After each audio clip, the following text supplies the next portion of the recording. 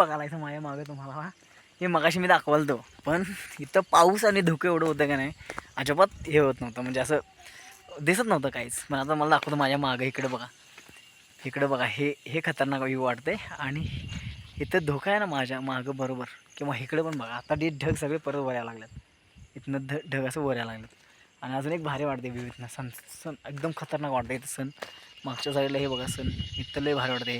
हे बघा आता ढग कसं वरती यायला लागलेत बघा, हे ढग असं वरती येताना भारी वाटायला लागलेत, मस्त वाटतं एकदम. हे जे दृश्य आहे की नाही खतरनाक रांगणा दिसतोय आता मस्त. रस्ता जो मगाशी मला पावसातनं शूट करता आला नाही, आणि या रस्त्यानं आता जायला हे बघा, हे असा सगळा रोड आहे पूर्ण, म्हणजे पायऱ्या ते नाही ते. आणि रांगण्यावरनं मी आता घराकडे रिटर्न चाललो आहे. तर फायनली थोडंसं चाललो तर दम लागला, तर चल असं खतरनाक चढाई आहेत ना.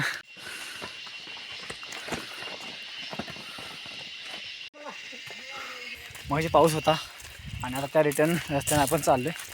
आणि आता माझी गाडी बरोबर इथनं 1 किलोमीटर एक्झॅक्ट मी लावली आहे, जिथं की मगाशी बंद पडली, म्हणजे रस्त्यावर चढला नाही तिथनं, तिथेच लावल्या. वाईट पाय भरल्यात आता.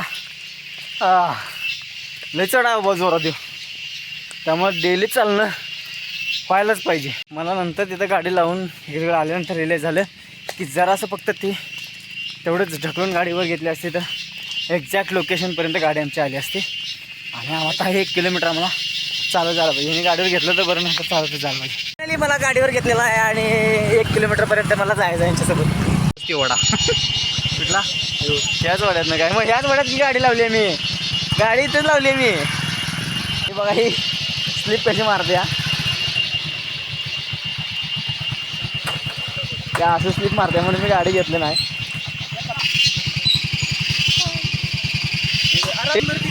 हे वडूनदार रे, वडूनदार. हे पहिल्या गेअरवर घे सायल्या, पहिल्या गेअरवर घे. फायनली माझी गाडी इथं लावली आणि मी इथनं गाडी आता बाहेर काढणार. असलं वाईट कंटाळा आला की नाही मला आता. काय पाय हात लय वाईट दुखायला, हातात नंतर मुंग्या मारायल्यात. तर फायनली मी घरात बसलो आहे आणि आता भूक लागली जोरात, कारण आम्ही मध्ये काहीतरी खायचा प्लॅन केलेला पण बरोबर काही मिळालंच नाही. म्हणजे वडा खायचा होता मला, पण ते काय नाही. मग घरात सांगितले मस्त भाकरी करून आता कारल्या खायची मस्त केलीप्रमाणे. अजून आंघोळ केलेलं नाही, पण मला त्या फ्रीजला जरासा करंट बसायला लागला आहे, म्हणून मी पहिला त्याचं अर्थिंगचं बघणार. कारण जुनं एक अर्थिंग दिलेलं होतं, त्या अर्थिंग तिची वायर तुटली आहे. आता बघितली तर ते होईना. मग जर एक्स्ट्रा द्यायला लागलं तर तिथं फ्रीजपाशी पण अर्थिंग एक द्यायला पाहिजे, आणि रेग्युलर आपल्या इथं बाहेर पण अर्थिंग द्यायला पाहिजे. पण एकदा बघतो मी त्या इलेक्ट्रिशियनला फोन लावलेला, आणि इलेक्ट्रिशियन म्हणला बघूया साहित्य घेऊन या आणि करून देतो. तर लगेच जाऊन घेऊन येतो. दुकानात आता वायर घेतल्या आणि आता मी निघालो, कारण वेळ झाला आहे मला. इथं आता मी इलेक्ट्रिशियन वाट बघितली, आणि इथं अर्थिंग जे जुनं होतं ते आता खोदले. त्यात एक प्लेट होती, ती प्लेट पूर्ण गंजून गेली. आता मला कळलं नाही की कॉपरची प्लेट एवढी गंजणार का. मी हे सगळं बघा अर्थिंग ज्यावेळी केलं ते सगळं इथं आहे, आणि ह्याच्यात खड्डा मारला आहे, ह्यातच घालणार मी आता. गारगुटला जाऊन परत यायला ना, कारण ती जी प्लेट आहे ती प्लेट आपल्याला आणायची, आणि त्या खालचं नट वगैरे काय लागते ती. आणि परत जाऊन घेऊन येतो, पाऊस नाही तोपर्यंत घेऊन येतो, कारण पाऊस जरा साथ येऊन गेलेला. माझी ही दुसरी फेरी आहे, आणि अर्थिंग नट आणि प्लेट नाही, आणि ह्याला गेलो आले मी दारात घ्यायला. तर ही प्लेट आणि आता प्लेट बघितली तिथे मी पूर्ण खराब झाली. मग आता दुसरी फेरी आहे आणि ते न्यायला आले मी. असते काय ती तेवढीच असते काय, एवढा खड्डा आहे. असं ती जोड चांगलं लक्ष तर राहते प्रत्येक वेळेस ना. पावसात दिलंच म्हणून सांगणार मी घरात. ही एक प्लेट आहे जी अर्थिंगची, ती 70 रुपयाची आहे, आणि ती 70 रुपयाची प्लेट आणण्यासाठी मी 2 वेळा 70 रुपये काय सांगणार तुम्हाला. ह्याच्या आधीची पण घातलेली ती पूर्ण खराब झाल्या, आणि आता ही परत जाऊन नवीन आणली मी. आणि 2 वेळा जाऊन म्हणजे फेरी माझी पकड झाली. ती एकाच वेळी सांगितलं असतं तर आणलं असतं मी. झालं आहे, आणि किती वेळ चालते बघूया, कारण इकडं तर सगळं निळा दिसायला लागले, इथलंच फक्त काळे दिसाले. पाऊस आता शेवटी चालू झाला आहेच. म्हणजे तसं एवढाच एक ढग आहे, इकडं पण मोकळा आहे, इकडं पण मोकळा आहे, एवढाच मध्ये एक ढग पडाला.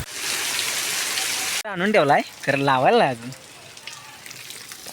आता फायनली अर्थिंगचं सगळं मटेरियल यात टाकले, आणि आपल्याला लावून घ्यायचं आहे. पट्टीला एक बसते ना, त्या पट्टीला एक बसतोय करंट. इथं हे झालं की इथे एक बसतोय, या डीप फ्रीजला एक बसतोय. इथं हात घातला की आत अर्थिंग नसते की याला करंट येतोय, बॉडीला पाठीमाग करंट येतोय. म्हणजे ते पायरीची तारा आहे त्याला पण करंट येतोय. म्हणजे अर्थिंग नसेल तर जेवढ्या बॉडी लोखंडी दिसते का नाही हा. तेवढी तिला करंट येते. ही पण पत्र्याची बॉडी आहे ना? ही पत्र्याच्या पण हिला कोटिंग चढवली आहे त्यामुळे येत नाही करंट. हां हां फक्त मेन ही स्टीलचा आहे ना त्याला करंट येतोच. हां हा स्टीलचा आहे ना ह्याला करंट येतोच. हां हां हां. त्यामुळे ह्यो पहिला मेन पार्ट बघायचा इथं आणि टेस्ट लावून बघायचं पहिला इथं.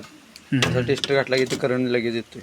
होय का? हां म्हणजे आता सगळे चेक केले आपल्याला ओके आहे. काय अडचण नाही. चालू फ्रीजमध्ये तो हात घातलायचं म्हटलं हो ओके आहे, त्यामुळे काय टेन्शन नाही. मग त्यामुळेच बसत असतील ना करंट.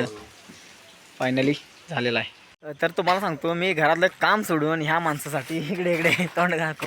ह्या माणसासाठी मी माझं व्हिडिओ आल्या बघा. व्हिडिओ एडिटिंग करणारं सोडून त्याच्यानंतर अजून एक काम होतं ते सोडून हे फक्त ह्याचा व्हिडिओ करायसाठी मी आलोय. खास नाही 1 तास झालं यानं बोलवले. 1 तास तर फायनली आता ह्याचं रेकॉर्डिंग चालू होते. फक्त पाऊस नको कारण ह्याचा एक रील चांगला आहे जो की व्हायरल होणार आहे. कंटेंट चांगला आहे याचा. तुम्ही आता मी कोलॅबरेशन घेणार नाही तरी पण तुम्ही बघा यूट्यूबला जाऊन. काय सॉरी कुठं रे ह्याचं प्लॅटफॉर्म आहे इंस्टाग्राम. फायनली पाऊस सुरुवात झाली सकाळपासून.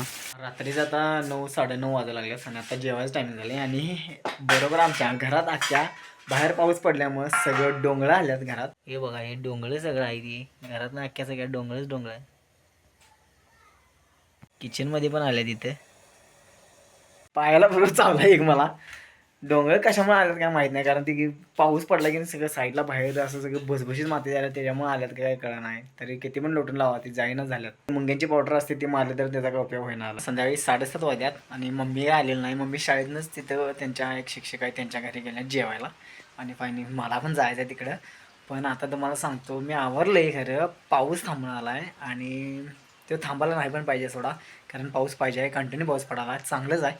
पण आता मी रेनकोट घालून जायचं म्हटलं तर मग सगळं आणि परत ओलं होणार आणि हे असं जायचं म्हटलं तर भिजणारच. मला कळून आले रेनकोट घालून जाऊ की तसंच जाऊ. तसं पण या हुडीतनं तसा पाऊस बारीक आहे सोडा तसं पण या हुडीतनं मला जास्त भिजायला होत नाही. तरी पण बघूया काय होते कारण ही हुडी कालच धुतल्या आणि शिवा घालणार नकोत मम्मीच्या. तुम्हाला सांगतो मित्रांनो सकाळी मी 8:30 वाजता आता इथं आलो आहे. पाऊस नाही सोडा वरती माळात आलो मी क्रिकेटच्या ग्राउंडवर आणि जरासं एक डोक्यात काहीतरी वेगळा प्लॅन चालू आहे. त्या प्लॅनच्या नियमानुसार मी सकाळपासून त्याच गोष्टी होतो त्यामुळे मी आता इथं आलो आहे. आता बघूया आता म्हणजे मला शूट करताय म्हणजे व्लॉगचं शूट मला करायला मिळेल का नाही मला माहीत नाही. पण जे प्लॅन आहे तो माझा चालूच आहे आणि ते प्लॅन कसं सक्सेस करायचं काय करायचं किती लोकांना फोन लावायचं काय लावायचं त्याच्यामुळे मी एवढ्या लांब आलो आहे. आणि इथनं मी जवळपास 20 लोकांनी फोन लावला असतील आणि मग बघूया आता त्या ॲप्रुव्हल मिळते कोणाकडं नाही कारण काहीतरी प्लॅन असतात त्यांचे काहीतरी कामं असतात तरी पण मला होप सोडायचे नाहीत काय ना काहीतरी करत राहायचं आहे. आता ही रोपं लावायची कामं चालू आहेत. मेसाची रोपं आहे ती जाऊन या लागते रे तू लवकर काम करायला. फायनली तुम्हाला सांगतो मी काहीतरी विचार करायसाठी आलेलं तर हे भाऊ आमचा मित्र आहे माझा येऊ इथंच तुम्हाला माहिती आहे इथं काम मला आहे देऊ इथं फार्म हाऊसवर आणि सकाळी 8ला लवकर आला. मी म्हणलं एवढं लवकर कसं काय आलायस तर म्हणलं आज काम आहे पाऊस नाही तुवर काम करून घेतो म्हणला आणि माझं एक काम होतं म्हणून मी आलेलो तर ते झालं आहे आता काम म्हटलं आता त्याला भेटून जाऊया. मग कर की थांबलास का तू तू दररोज येतेस नाही तरी पण तरी हे बरं आहे म्हणजे असं माती बिती आलेलं नाही ना आता सगळी लाल माती आली असती ते पुसतंच त्यामुळे होते का नाही हे लोटलंच चांगलं झालं म्हणे बाहेर दिसते आता हे मस्त वाटते फार्म हाऊस.